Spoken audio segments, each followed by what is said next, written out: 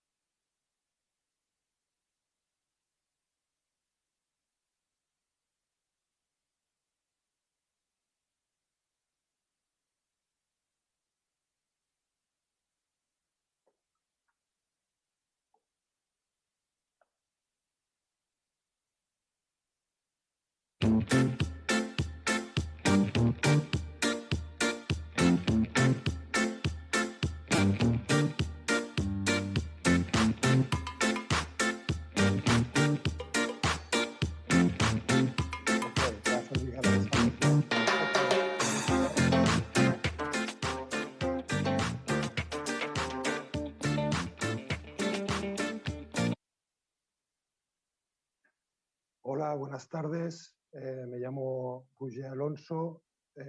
Hello, good afternoon. I'm Roger Alonso. I work at the International Federation of the Red Cross and the Red Crescent Moon. I wanted to welcome you to this high-level panel, but first of all, I wanted to thank you for the support and the effort carried out by SEDIMA, the government of Jamaica, for hosting us in this event. Today, we will have highly experienced panelists with long-standing efforts in humanitarian work in cooperation for the development. We have Ms. Lola Castro from the Food Global Program, the Civil Society Organizations for Disaster, and the World Institution of Visibility. The purpose of this session is to discuss about the importance of having social protection mechanisms that are inclusive in order to strengthen community resilience,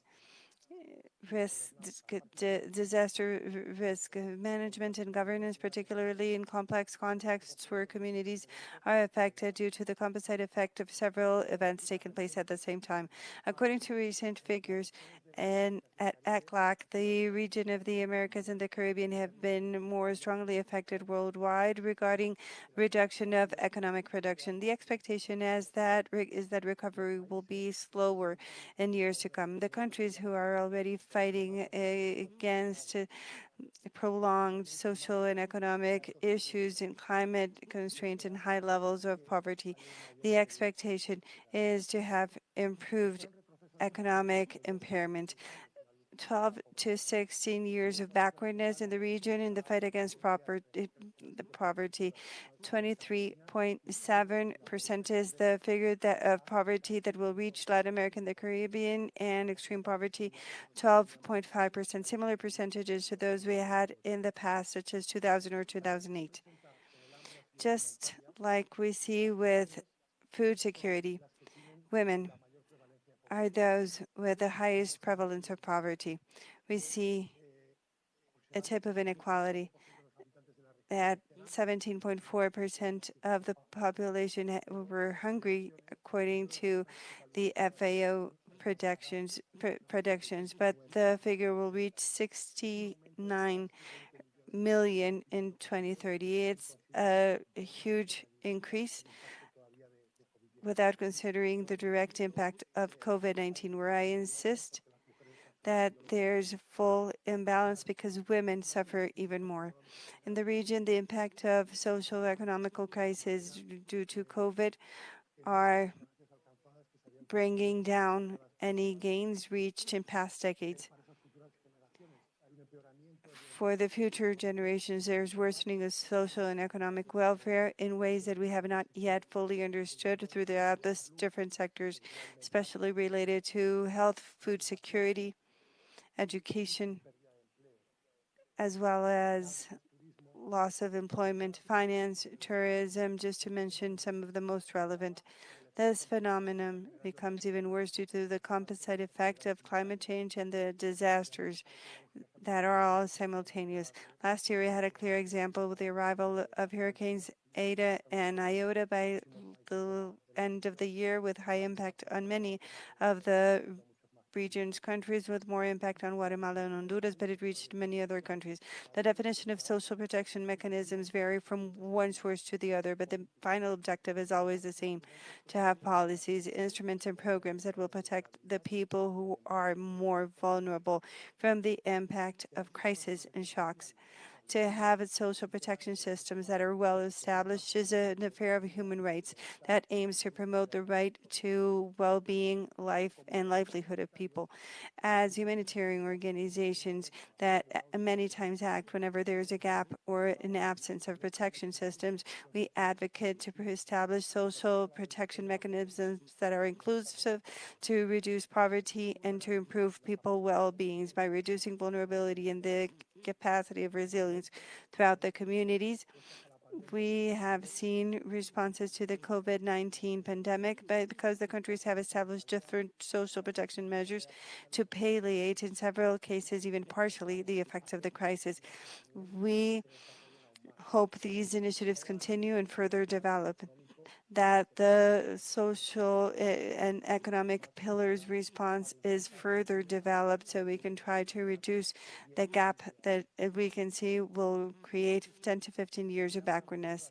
This session will be used to show the best practices and concrete actions, as well as to extend recommendations that we hope can be included in an ulterior declaration on the importance of developing social protection policies that are inclusive and that foster the development of resilient communities. In today's session, we will have a 90-minute roundtable where we will use a polling system as our speakers' interventions go by. We will pose questions about the speaker's interventions, and this is how we will engage. Later on, I will explain more about the app. You'll see that we will have interconnectivity between Zoom and a certain delay, so please take a look at that. Be aware of that, and you will not see the results immediately. At the end of the session, the panelists will set out 2 recommendations, each one of them to promote further synergies between the social protection policies and disaster risk reduction in the post-COVID world, where the PR21 participants will vote on what they believe are the most relevant recommendations. The final is be presented in further sessions, and they will be part of the results documentations of this event. Without further ado, I will now present you to the first speaker, Ms. Maria Dolores Castro Benitez, Lola Castro. Lola is the Regional Director for Latin America and the Caribbean of the World Food Program. Lola Castro has developed her professional career by working in the international humanitarian field, and she joined the UN Food Program in the mid-90s, and she has held positions of direction, coordination in response to emergencies and long-term responses. Ms. Castro was representative and country representative in Pakistan since 2016, where she supervised a broad working portfolio on food safety and sustainable growth. Ms. Castro and her team worked in tight collaboration with the Pakistani government to promote the local acquisition and sustainable purchase of food, as to strengthen the preparation through capacity development between authorities in disaster management throughout Pakistan at all levels, federal, provincial, and district, alongside with the construction of a national network of logistic facilities and humanitarian response facilities. In her time as country representative in Mozambique, she was a supervisor of the United Nations Development Program, and she worked with the country. She also worked in tight cooperation with the Mozambican government in developing strategies for resilience to improve early warning systems and response mechanisms as well, and the social and productive networks by using technologies that were still considered innovative, such as cash transfer. She also worked as representative and country representative in Georgia, Armenia, and she was responsible for the World Food Program in both countries, with focus on rehabilitation of rural infrastructure for sustainable food security, and in Georgia by addressing the needs stemmed from the drought in the South in 2018. Before joining the World Food Program, Ms. Castro worked in Malawi for UNHCR as a commercial advisor for the Spanish service in Romania. She is from the Canary Islands. She studied political science and international relations by the Complutense University of Madrid, and she works for the the Spanish Cooperation Agency from Madrid. Welcome, Ms. Lola. I would like to ask you a question. In your perspective, what are the practices, mechanisms, and most outstanding recommendations throughout the region to guarantee there's a synergy between policies and programs aimed at social protection and disaster risk reduction with a food security perspective? Thank you very much, Roger. English, if it's okay, so that I can give a little bit more strategic reply. Thank you very much for your presentation. Thank you for having the World Food Program today, represented by me as Regional Director in Latin America and the Caribbean. As you know, as World Food Program, we really our mandate is zero hunger and working with food security and nutrition in over 80 countries. And in Latin America and the Caribbean, we are in 13 countries. And what just very rapidly, some figures, some of them you have been quoting them already, Roger, but basically to say that really disaster risk are a major factor of hunger, of food insecurity and malnutrition in Latin America and the Caribbean. We basically have seen over the last 2 years a very alarming increase in the figures. And in the 13 countries where WFP works in the region, we have seen how severe food insecurity have multiplied by 4. From 3.5 million people severely food insecure in January 2020 to 12.3 million people in 2021. We are also seeing in the latest SOFI report that it will be issued very soon, how in 2020 we have 92.8 million people in conditions of food insecurity in our whole region, which is really very, very worrisome if we know that in 2019 we had only 27.5 million people in food insecurity. So really we have seen how the COVID-19 and the multiple shocks have accelerated a number of problems. And among them, one of the problems is the double burden of malnutrition. We know that the malnutrition and obesity are a huge problem. And in Central America, we have 50% of the adult women affected. And in South America, we have 60% of the adult women affected. And the most worrisome part here is that the countries, each one of the countries that we have analyzed loses between 2 to 16% of their annual GDP to that double burden of malnutrition. To make things in the sense of food insecurity and malnutrition more complicated, we are seeing in our region, we have the highest the highest in the world, we have the healthy diet in Latin America and Caribbean has the highest cost in the world. Let me just correct myself.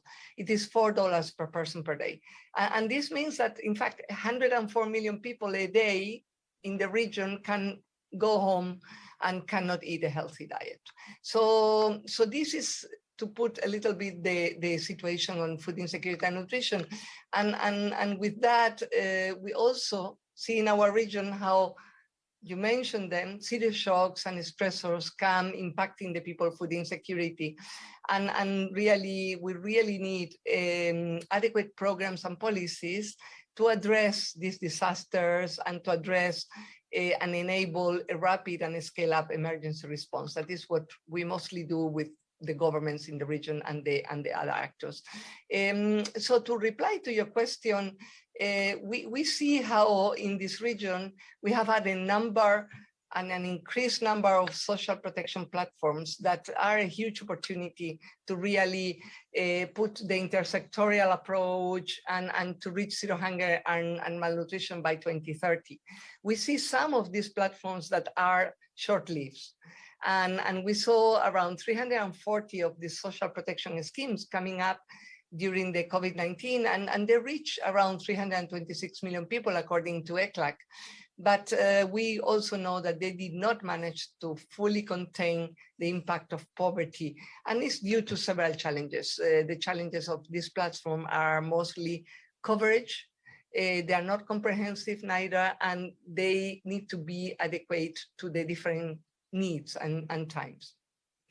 So let me just to focus on the reply to the question, which are some of the good practices we have seen over the last years of social protection systems that also link and provide resilience to the communities and diminish the effect of the shocks that we are seeing, the multiple shocks. One of them that we saw recently, very, very effective during the COVID-19, was the school feeding programs. In fact, the school meals. These were one of the first interventions that adapted to the crisis. I mean, when all the children had to go to school and to home and they could not go to school, etc., 21 countries in the region decided to use these national programs to ensure that the school children had access to a school meal, even during the closure of schools, what provided a safety net to the family as well.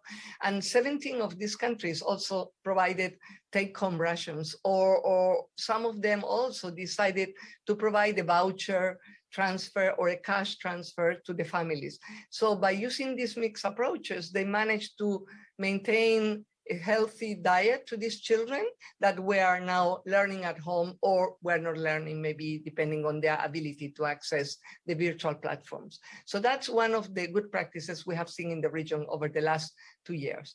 Another good practice that we are seeing in the region is a number of community resilience programs. Let me tell you that despite the lockdowns, despite all the inability of people to move more frequently, we managed to continue in many communities with high need and at high risk to continue this type of conservation activities. Like, let me say that we as World Food Program in the 13 countries with our partners, government, civil society, etc., and the communities specifically, we managed to conserve 850 hectares of land, plant almost 165 hectares of forest, and also establish 835 water points. These are examples of interventions that really have a strong impact in the communities.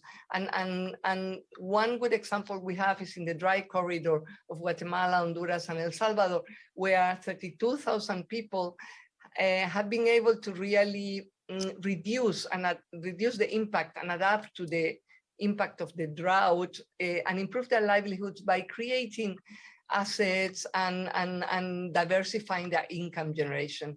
This happened between 2016 and 2019, and the evidence says that every time now that there is a drought in the same communities, these communities are able to cope better and to maintain a better food security, a better diet, a better living conditions because of the assets they created are maintained and are useful to overcome the effects of the drought in the dry corridor.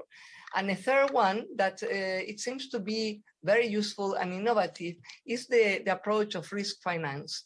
And it's an area of opportunity that we have in the whole region, in the whole Latin America and the Caribbean. And what are we doing through risk finance? Basically, what we are enable is working with the governments and the private sector. It really enabled to access insurance and other financial services. And like that, they have a greater self-reliance before and after the disasters hit in their areas. And we're really finding that although the initial test of this risk finance are small numbers, like we can say 2,500 households or 3,000 households, depends where we're talking about, we can see that they can be really a scale up and eventually become interlinked with the social protection programs and become at national scale. And that's where we are looking for working more and with the governments and all the social protection platforms in the country. To give some examples, in 2021, we have started 3 microinsurance initiatives in Guatemala, El Salvador, and Nicaragua. And there is a plan to scale up rapidly together with the public and private sector. And there is high potential. Another good example is in Cuba, where we just completed the design of a preventative insurance approach that is linked with DRR. And it will be tested in 2022 and scale up if it works well. And then going to the Caribbean, to Barbados, our Barbados multi-country office, we have just begun a pilot with the government of the Commonwealth of Dominica. This is quite innovative because it links the parametric insurance to social protection. And it basically involves topping up the insurance of the Caribbean Catastrophe Risk Insurance Facility, or CCRIF. And those are some examples where we do believe we can do much more, scale up and link social protection and disaster risk reduction. Let me leave it there. Lo dejo ahí. Muchas gracias, doña Lola. Thank you very much, Ms. Lola. This was very interesting. Let us move on now with Ms. Lisa Mariana Hernandez Betancourt's participation. Ms. Lisa is the regional leader for the Americas and the Caribbean of the Civil Society Global Network of Associations for Disaster Reduction, GMDR, according to the English acronym. Ms. Lisa is from Guatemala. She has a San Carlos de Guatemala University college degree and 2 PhDs in project development, political science, and community development, and she holds a master's degree on gender, sexuality, and public policy. She has worked for over 20 years in the field of health, public nutrition, and epidemiology with solid training in applied research on aging from the University of Tufts. Lisa was the Regional Director of Grant Acquisition and Management for Central America and Mexico at World Vision, working with international cooperation. It has extensive experience with bilateral and multilateral funds, as well as private foundations for Latin America.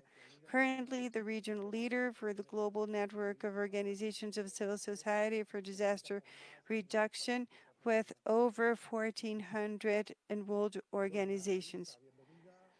Ms. Lisa, welcome. Let me ask you the first question.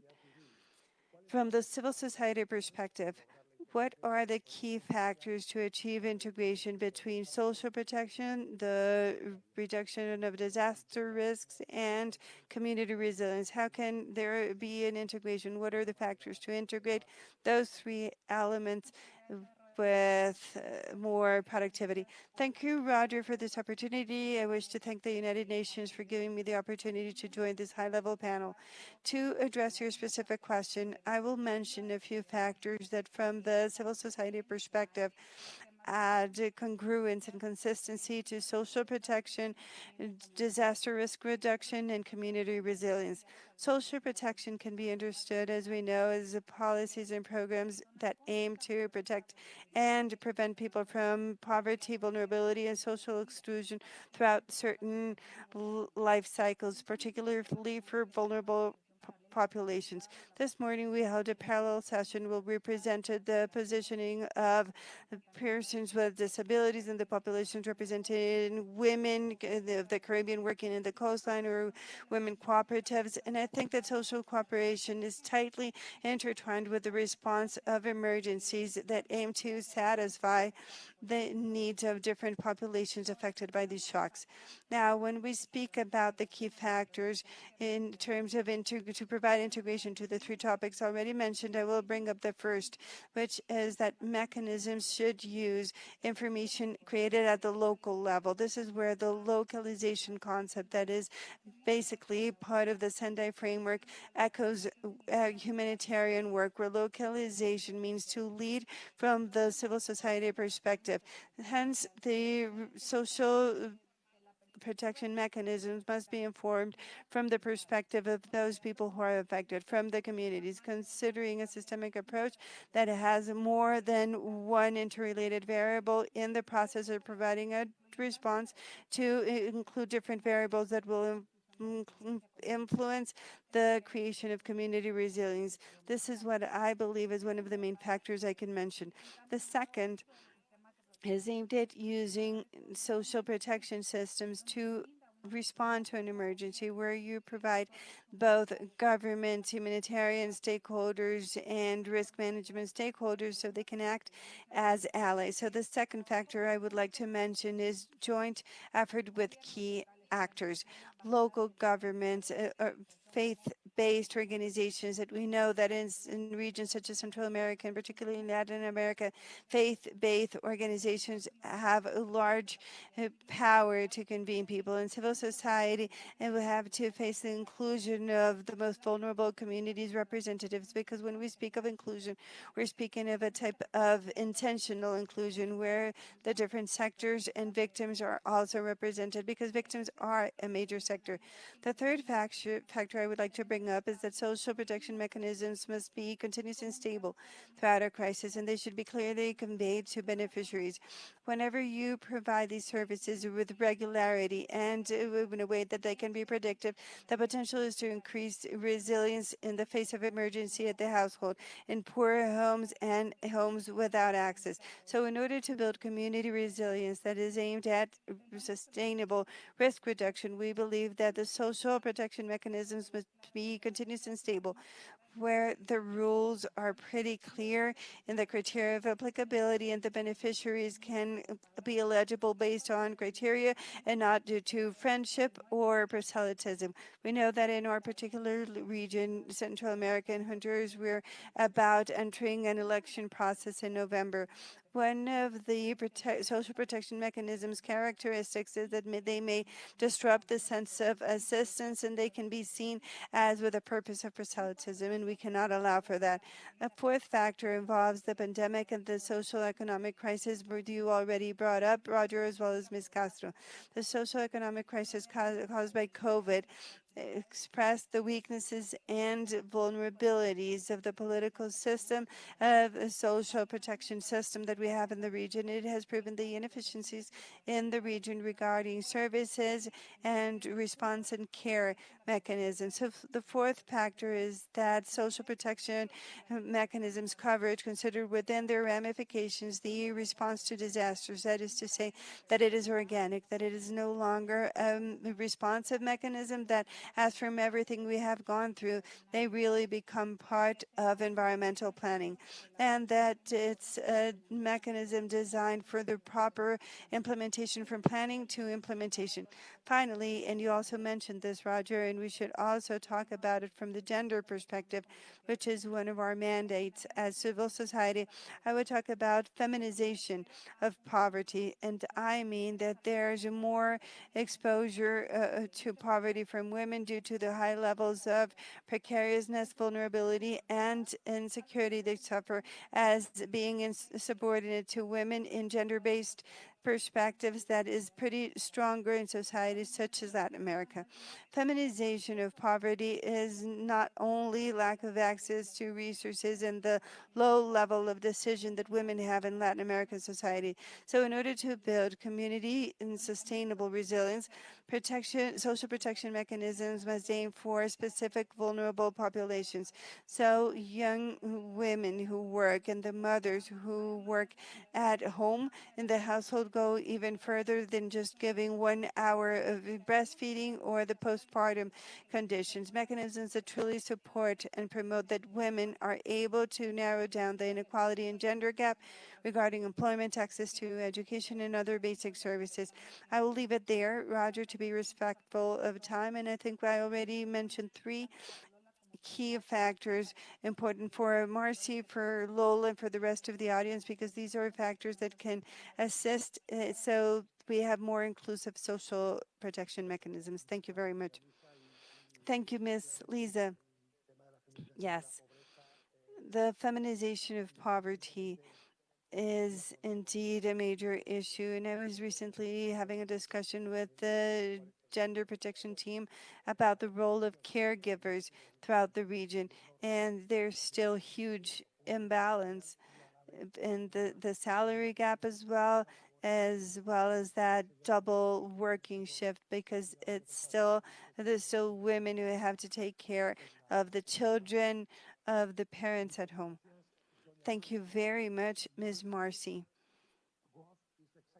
Marcy Roth. Of the World Institute on Disability, one of the world's first global disability-led organizations, advancing the rights of 1.3 billion people with disabilities worldwide. Good afternoon. Good afternoon, Thank you. Marcy. Good afternoon. Thank you, Roger, and thank you to the United Nations for this incredible opportunity to help carry the voices of 1.3 billion people with disabilities globally, and the many, many other people who are disproportionately impacted as a direct result of our collective failure to center the people most likely to be disproportionately impacted, whether it is a fast onset or slow onset disaster, whether it is any sort of shock or disruption. The people who the 2030 agenda has said that we are focusing on, the opportunity to eradicate poverty, the opportunity to lift up the people who are referred to as the most vulnerable.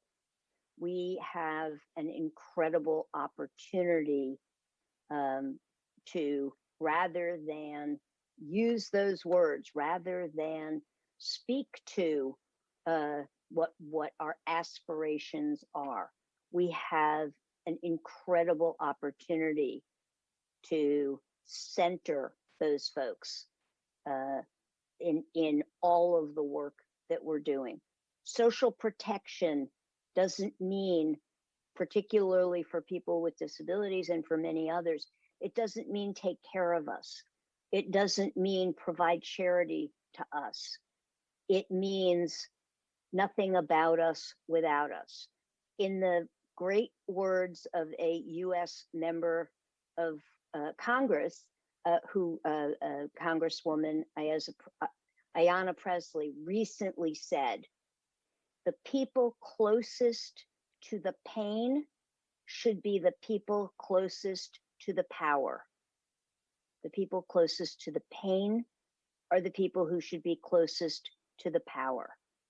I find those words to be extremely instructive as we think about how we are truly going to meet the possibilities of the Sendai framework, the sustainable develop, the vision for 2030 and beyond.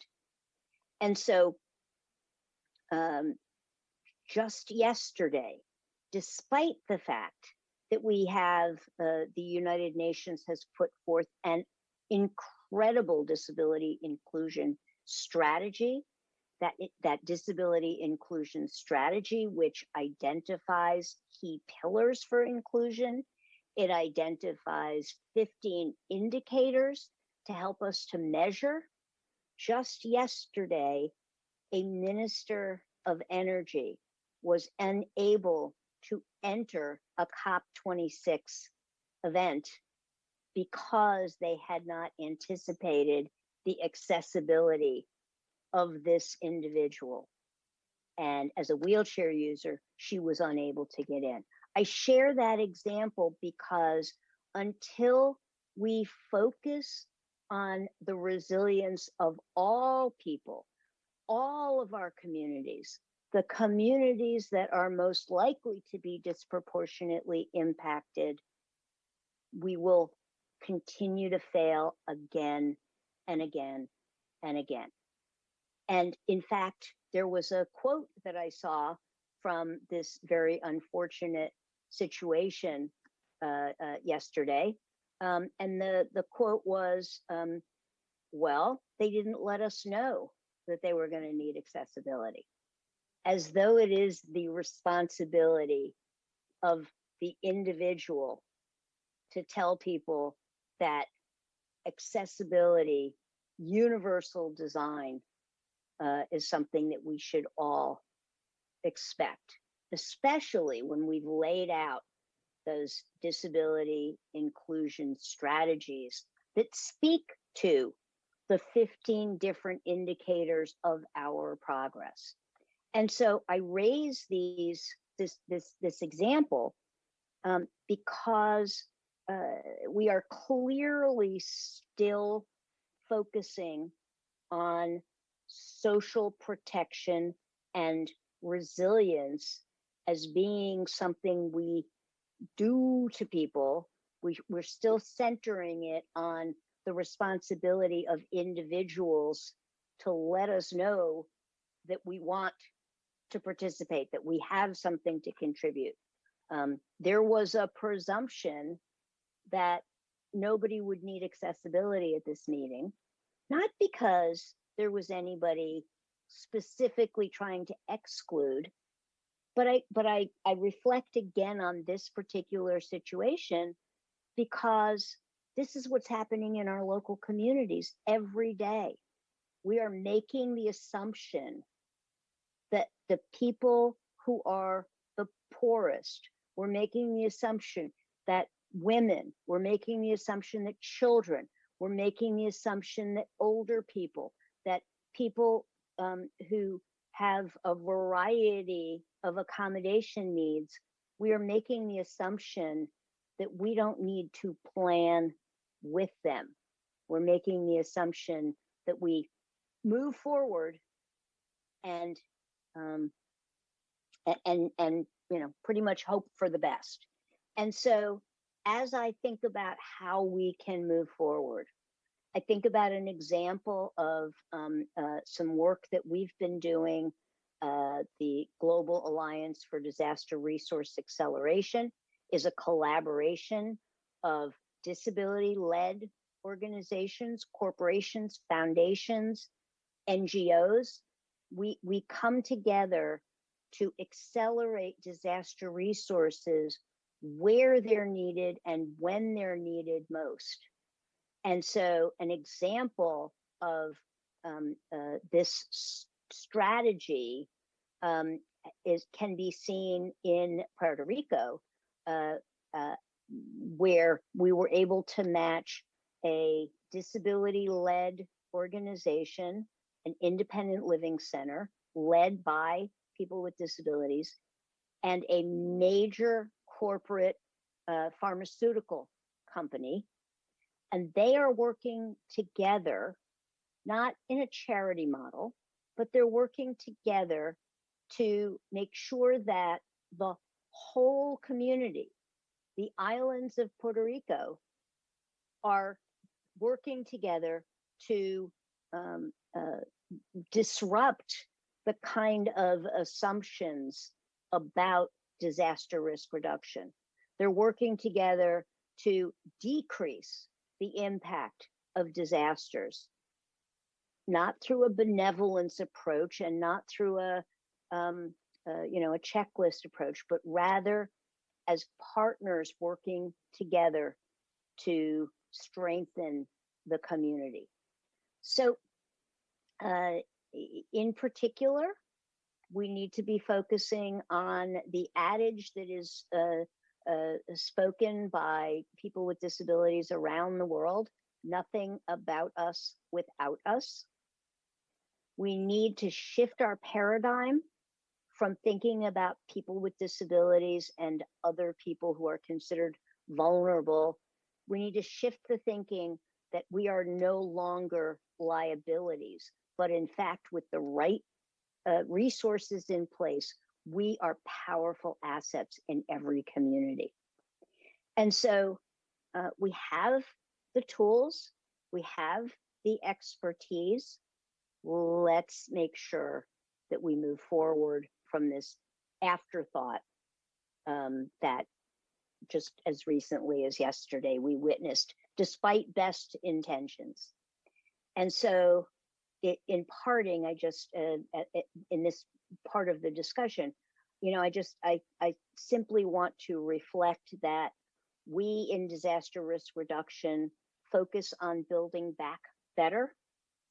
I would like to suggest that we build forward better. Building back is not the right direction for us to be moving if we are truly going to build more resilient communities for all. Thank you.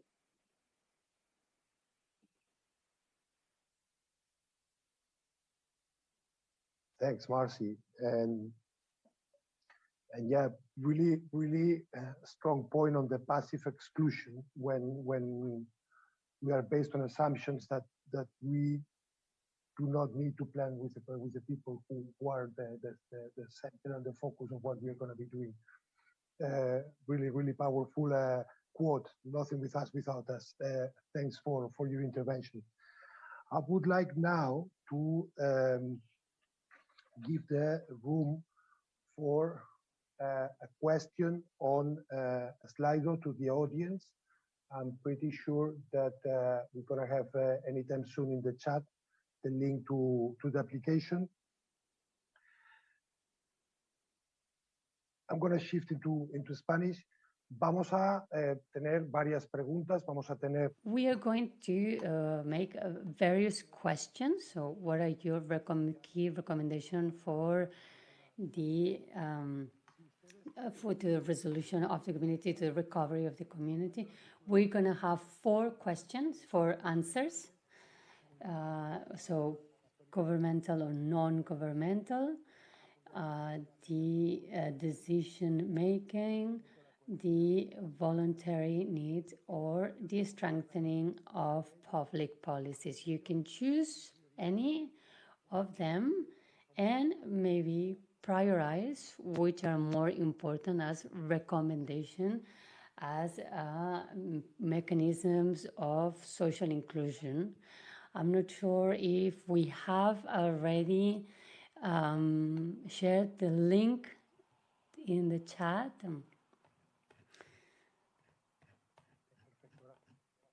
Yes, so we have shared the link in the chat, so you can answer the questions through Slido.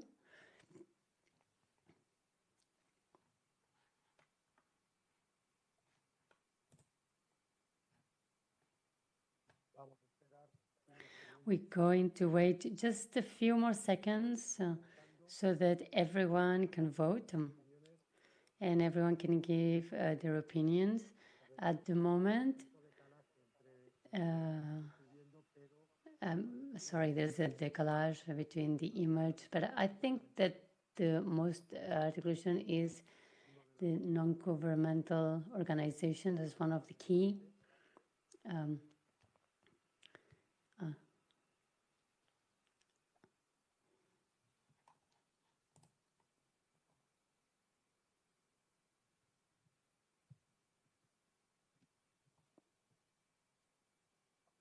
Vamos a esperar unos segundos más. We'll just wait a few more seconds.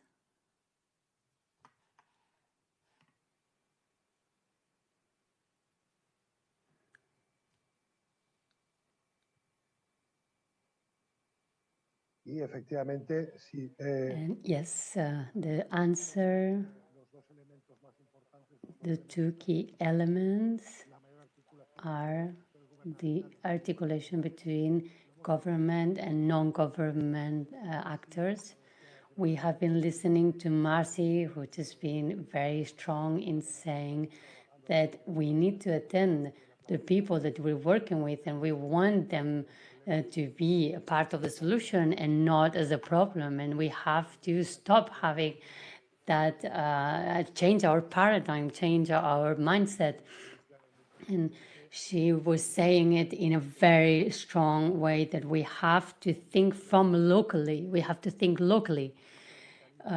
We need to find mechanisms that prioritize the voice and the participation of communities, because they are the ones that are going to tell us directly how they want to be attended. And this is how we're going to be able to create these social protective mechanisms. And Lola was also saying, giving an example that I really like, because I had the privilege of working with it, and which is the school food, the school meals. And when we're in the pandemic where the schools are closed, we can see the extending, the gap extending, and we need to have the same access meal.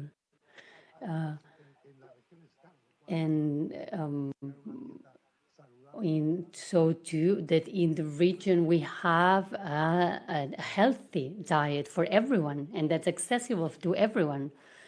And clearly there is that role that we need to complement with non-governmental actors, but we really, what Lisa was saying, we also need to have protection systems that are stable and continuous. And we can have like a logic, a collaboration between governmental stakeholders and non-governmental stakeholders to have this stability and to be able to help non-governmental actors and governmental actors to help them create this stability of the stability of these systems. And also as this articulation between governmental and non-governmental articulations, we have to include the marginalized group in the decision making, and we have to bear in mind what Marcy just told us. And I really liked this bending forward better. We need to start thinking in a different dialogue, and because otherwise we're going to repeat the errors. And we need to find ways to have this everyone involved. And in the passive planification that we were talking about, if we don't give access to everyone, then it's not going to be worth it in the future. So we're going to close now the question, and I would like to close the session with some questions. We're going to start with Lola again. And what are the two main recommendations you would put forward with regards to social protection and inclusion to strengthen community resilience? And I would like to particularly look at it as we look towards social and economic recovery for all after a COVID situation, after this pandemic that we have lived in. Because we can see that the outcomes are very hard to see, and we can see that we are much worse now. And so, what would be the two recommendations for to strengthen resilience and social protection inclusion? Thank you, Ms. Lola. Yeah, thank you, Roger. And I'm very happy to have been participated with Lisa and Marcy.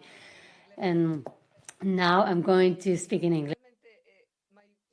Let's say two recommendations very rapidly. My first one will be very much linked with what we have heard from our colleagues, and is to invest in social protection systems that are really more inclusive and include the whole range of the vulnerable people we're talking about. And also that they are more comprehensive and multi-sectorial, because we have multiple shocks. We're not talking anymore about one shock at a time. We're talking about addressing multiple shocks. So for that, we need inclusiveness to the whole of society and comprehensive in the to address the multiple shocks. And why I say that also, because coming from my mandate on hunger and malnutrition, and we will not be able to eradicate by 2020 if we don't take bold steps to address this unequal access to nutritious food. We really cannot go ahead, as it was said before, and I think Marcia put it very well, look forward, not backwards. If we continue doing the business as usual, it's no longer business as usual. We need inclusive recovery. We need to start investing in the household resilience and on their capacity to adapt to this new context that we have been confronted with, as you said, Roger. Through the COVID-19, we have learned the lessons. We cannot do business as usual anymore. So inclusiveness and comprehensive and business as usual is no longer an option. And my second recommendation very rapidly will be that we really need to do much more system level investments. And this is because we have a growing number of large scale crises, and we are in a much more interconnected world, and we need this integrated approach, investing in resilient and short responsive social protection systems, and they need to be linked to both food systems and health systems. It's really critical. We just heard from the recent summit, Food System Summit, how the food system offers us an opportunity to improve a number of solutions along the value chain, and with a view to have a more equitable and nutritious food for all the population. And that's very critical. And then we also hear all the time how the health systems also can address some of the most direct problems related to malnutrition along the life cycle that we see from the conception to at least the 1,000 days or even longer. And on that one also, I think it's great that we are here, civil society, international federation, United Nations, governments, we are talking, and really we need to strive for much better collaboration and coordination among all of us, but also among different sectors. We cannot see the thing in silos anymore. We need to be doing inclusive social protection that takes DRM into account, health, education, and climate, and will bring all together through different synergies. And also the coordination, as I mentioned before, public and private actors, governments, private sector, and multilaterals, to really be able to achieve and scale up the programs and make more sustainable all these social protection systems and do more community resilience through them, as in fact Lisa said before. So let me leave it there, and really great discussion today, and hope this contributes. Thank you. Gracias, doña Lola. Sí, desde luego para mí me siento muy humilde. Thank you, Lola. Yes, I feel very humble with the high stake level that we have here in the panel, and of course, business as usual is not a solution, and we need to focus on the health systems and food systems, and as you just have said, Lisa. Miss Lisa, I would like to ask you, how can we secure coherence between the different development agendas like SDGs, Sendai, and Paris, and the national and local strategies? It's something that we usually see in our organization, in the federation, because how we harmonize these high-level policies with something more local in our societies from our volunteers. What's your point of view? How do you think we can harmonize those plans, those development plans and strategies in order to achieve both social inclusion and resilient communities, to have these high-level policies and the participation of the community in these big events? Yes, I think that when we see as the frameworks of reference, and it could be complicated because, for example, Sendai has 7 objectives, 4 priorities, and so we have lots of numbers, and in the SDGs there's 17, and the agreements in Paris also, they have lots of declarations that some of them talk about the community implementation, and some of them don't. But so we need to stop poverty, to eradicate poverty, and I think one of the solutions as organizations of the civil society, we need to find common denominators, so to have strategies that share the same goal. So we need a common goal and common cause, for example, to tackle the climate change in developing countries. So we need to see how to tackle systematically a problem, and also to have sustainable strategies in the communities that are affected. And also we see that each of these frameworks have systems, and this is where the communities need to be heard, and we need to have the voice of the communities. And we need, for example, the consultation of the Sendai framework, and we can present ourselves as the civil society organizations in a report that's going to be in a week, and to see how many of these initiatives can be implemented. For example, of those people who live near a volcano or near a river.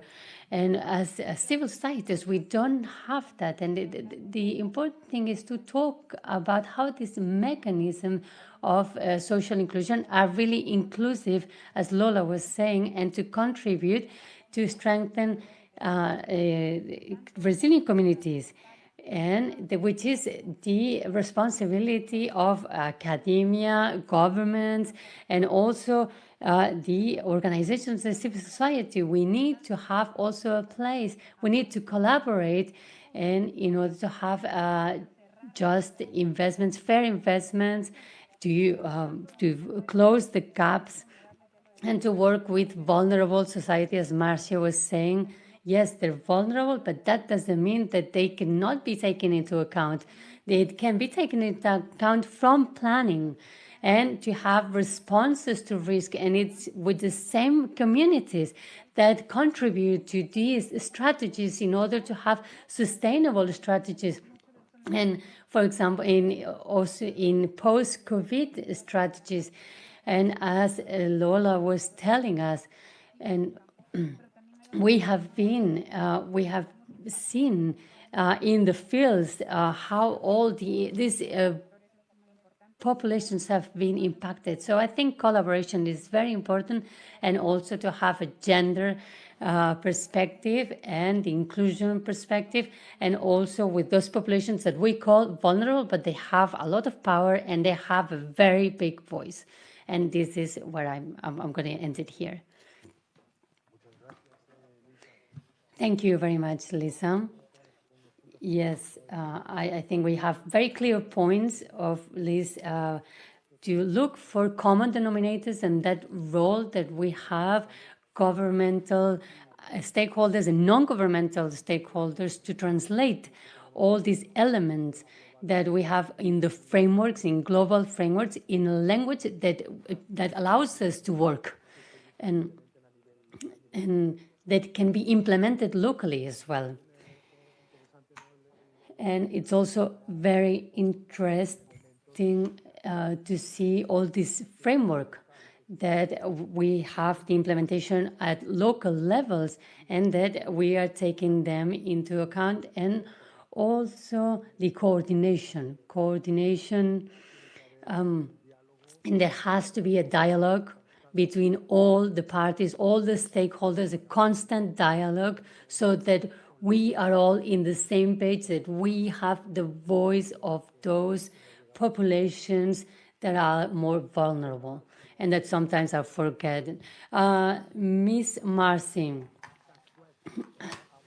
And before doing the wrap up of the session and trying to summarize a lot of good content, what would be your final thoughts on the social protection and what we've been discussing, how we reach that localization with social protection, listening to the people down there. So what are your final thoughts, please?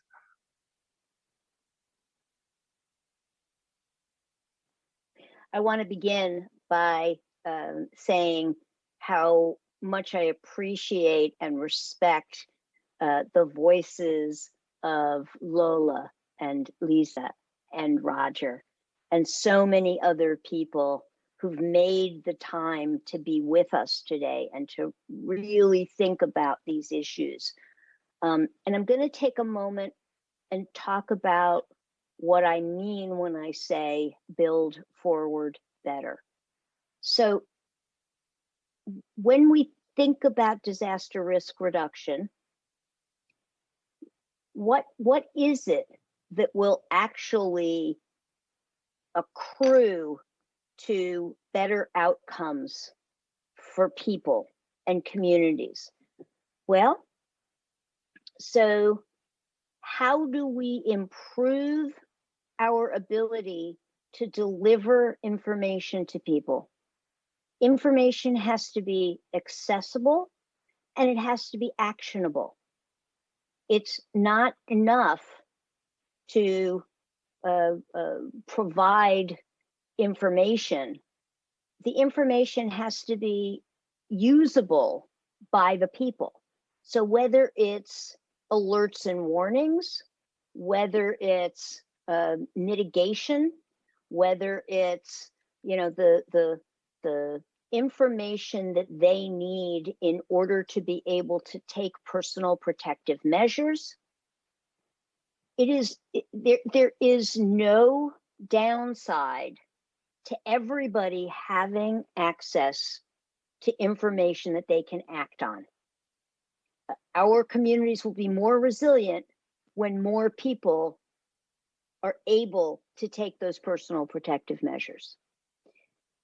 When it comes to evacuation, one of the challenges that I think we are really struggling with in this build back better is, for instance, we talk a lot about elevating, right, to protect our spaces against the inundation of water.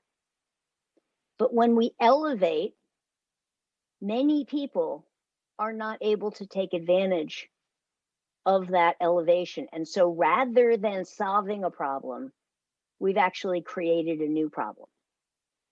And I'm not suggesting that I have all of the answers or that I know what those solutions are.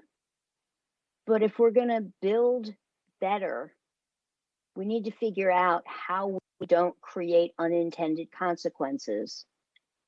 The hydrologic crises that we deal with on a daily basis across the globe, serious problems.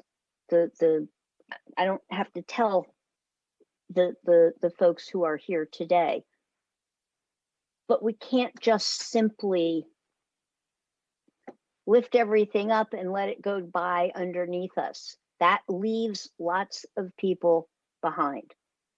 When we're thinking about the challenges of migration, because of whether it's slow moving or fast moving disasters, we need to be thinking about what it's going to take for everybody to be able to migrate to a better circumstance. It should not be presumed that when people need to leave one area and move to another, that things are going to be worse. It should be presumed that this is an opportunity to make things better. This means more people having opportunities for education. This means more people having adequate housing and clean water and the hygiene, healthcare.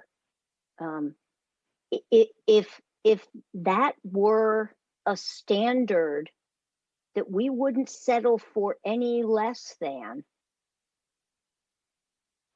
we can make that happen. We spend an unbelievable amount of money before, during, and after disasters.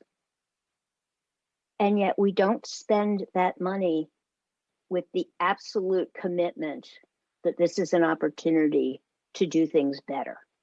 We do it as a, let's see how we can, get rid of the debris or clean up the mess. If we were to collectively commit that all money invested is invested to optimize the outcomes of the whole community, that's where we're going to build resilience. That's where we're going to build forward better. And I appreciate the opportunity to share my passion about these important opportunities. Thank you. Thanks, Marcy. And I like, you can raise your hand if you think I'm not describing it well, but I would try to summarize it with 3 sentences. No one left unsafe, so we secure the protection of everyone. No one left behind, so we treat everyone the same way. No one left out, and your example was like physically very clear on that sense, no? So to try to maintain those 3, no one left outside, no one left unsafe, no one left behind. And with that, we can really, it becomes hard. I really understand that it becomes hard sometimes to remind every single second, every single moment, everyone about those 3 sentences. And it looks very simple, it looks very straightforward, but thanks for your very strong message on that sense, because we really need to keep that in mind all the time, on all the actions we take, on all the activities, and all the planning, and all the evaluations, and all the things we do on a daily basis. I will try, and again, it's a privilege to be here among 3 women of your level and giving like really good inputs on the social protection way forward. I will do my best to summarize what we've been listening during the session, and the closing remarks would be trying to again go through your interventions for what I think it was more relevant, or for me was more important to raise. Good practices from the region, from World Food Program. Disaster risk are major factors of hunger in Latin America and Caribbean. Just had the eruption of the volcano in San Vincent earlier this year. We have hurricanes, we have a lot of crises. Also, as Marcy was mentioning, the movements of population. And we see a huge and a significant increase in figures on food insecurity compared to past years due to the multiple shocks, socioeconomic crisis generated by COVID-19. So right now, our region has the highest cost for a healthy and nutritious diet. That poses a challenge. Obviously, it requires a higher effort to reach that economic effort to reach that diet. New social protection platforms have been put together, and this is an important opportunity that unfortunately could be short despite its benefits. I mean, there's a lot, but still not enough.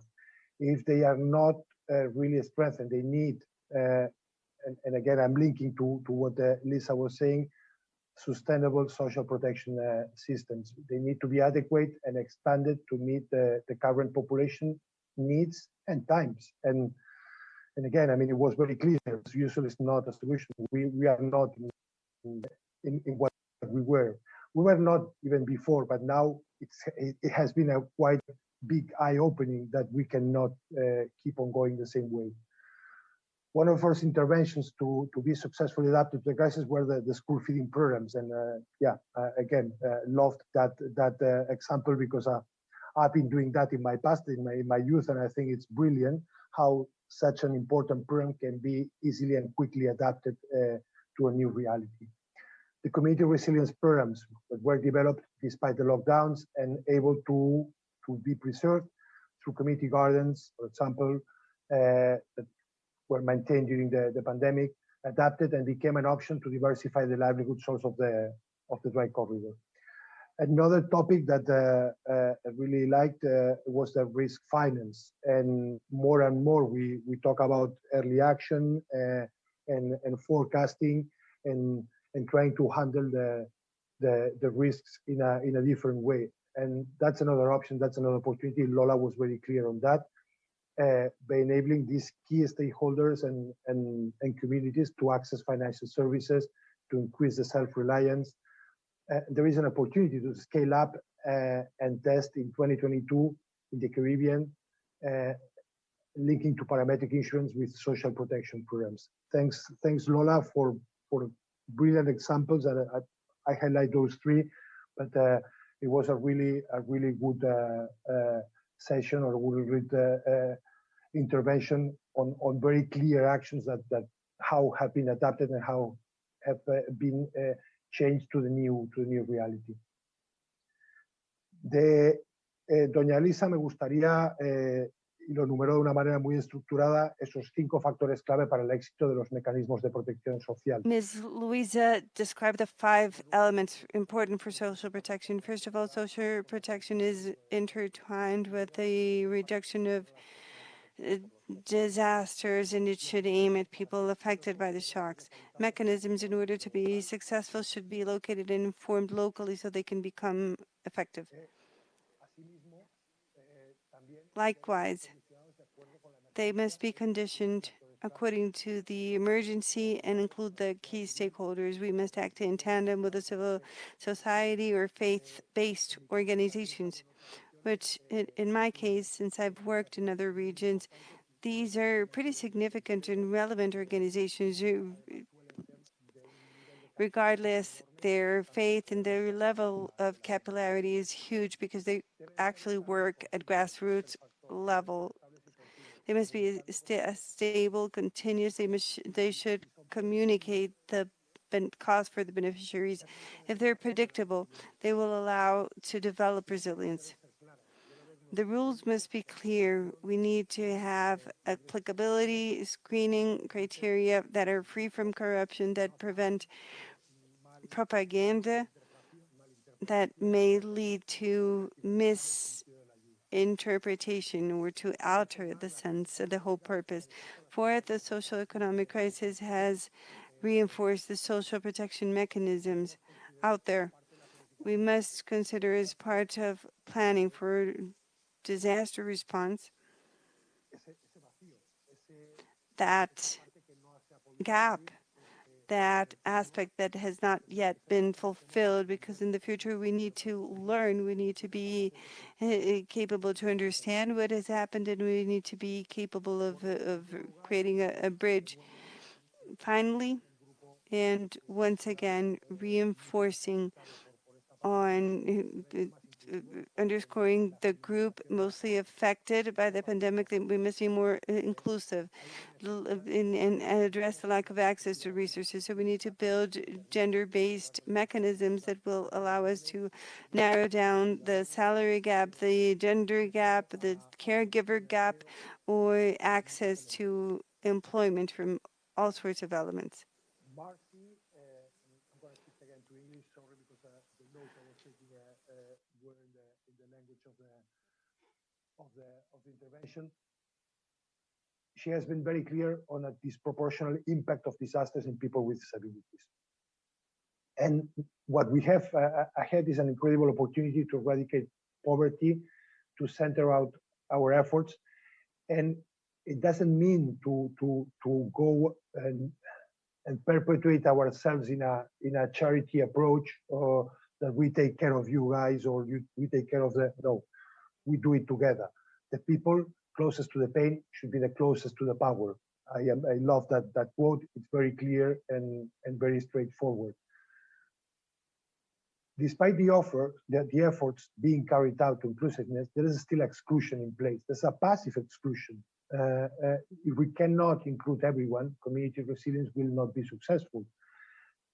We need, it's a basic, it has to be the common denominators we were talking before, mentioned by Lisa. Everyone has to be included. If not, it's never going to work. And a universal design cannot be accepted. And that's not what you should expect. We cannot wait for people to call upon it. We really need to generate and create the spaces where everyone can participate. We're still focusing on social protection and resilience, centering it on responsibility of individuals, or wanting us to participate instead of taking action and going to listen actively. The way they want to be listened. So we were talking about the way we listen to them, the way we take the messages, how we talk information, and what are the channels, what are the way we need to ask them questions. It's not probably going to be a question or a Kahoo where everyone. No, we need to really understand how we need to ask them, and how we really need to let them speak to share and to reach that community resilience.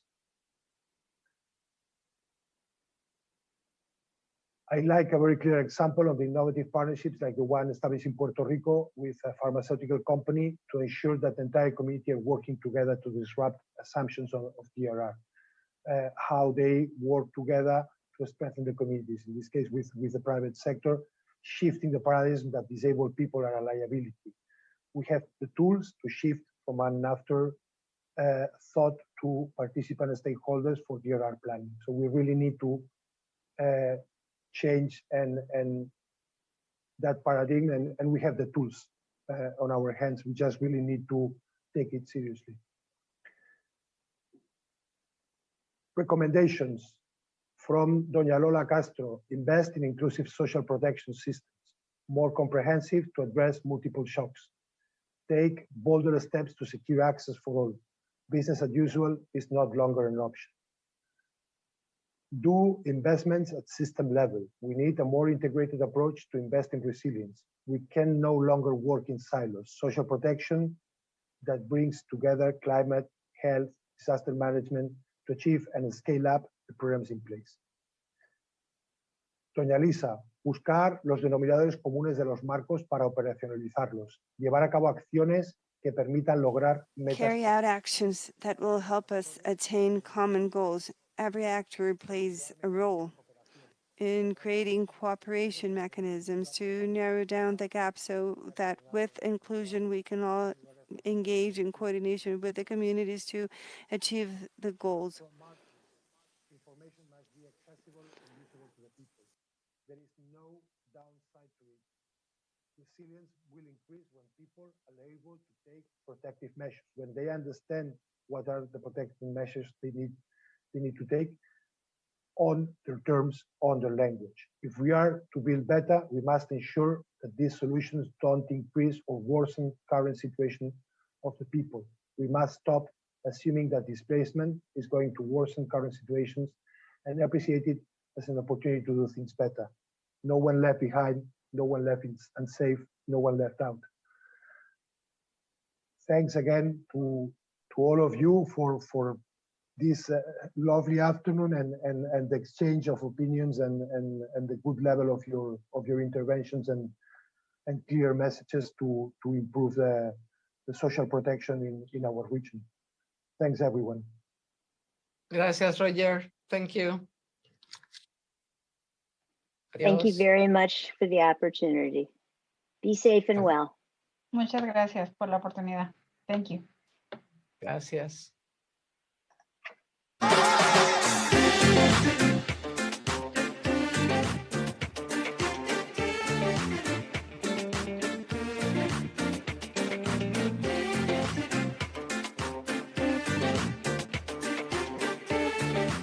Thank you very much.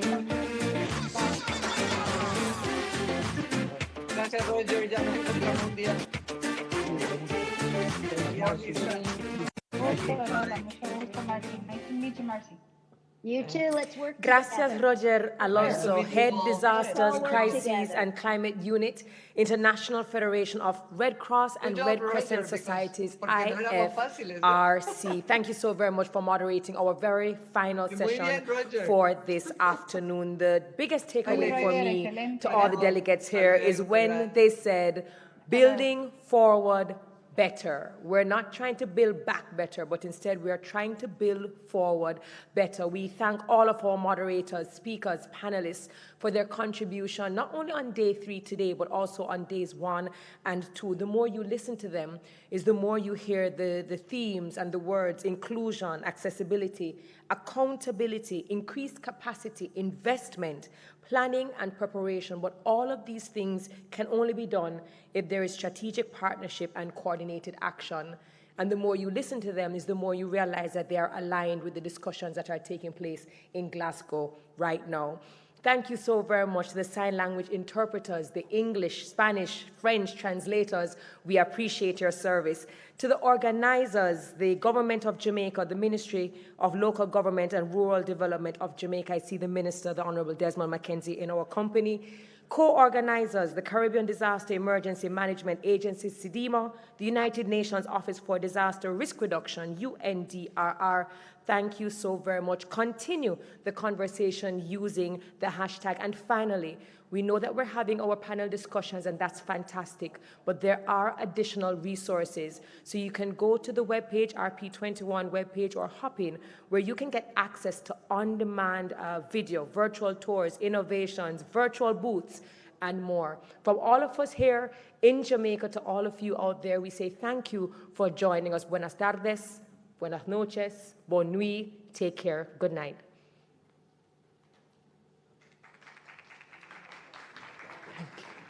Thank you.